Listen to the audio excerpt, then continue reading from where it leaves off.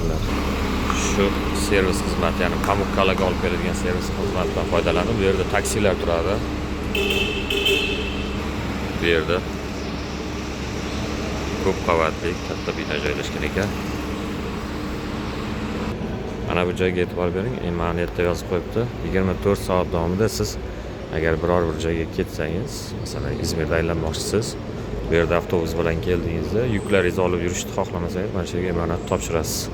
24 soat davomida ular ma'lum bir pul evaziga siz narsalaringizni qarab turishadi.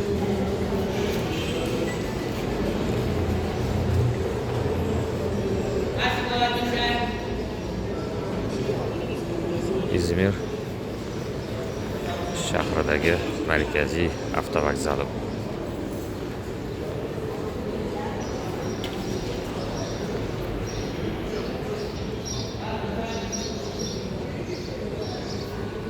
Shirinliklar olib olishingiz mumkin.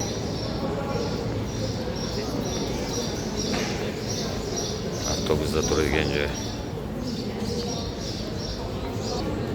Gerekli mi daha? 60 TL ekan. Bizni pulda shu 20 ming so'm atrofida bo'ladi. 50 TL'si 18 ming so'm. Bu yerda bittasiga e'tibor berdim. Mana bunaqa texnika narsalar juda qimmat.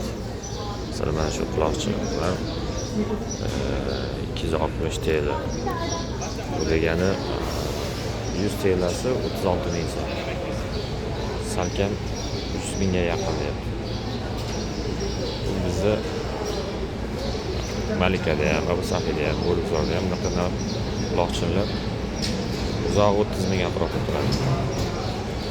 Bu yerda telefonlar, sim kartalar, taksi xizmatlari, texnika, umuman texnikaga aloqador bo'lgan hamma narsa juda qimmat.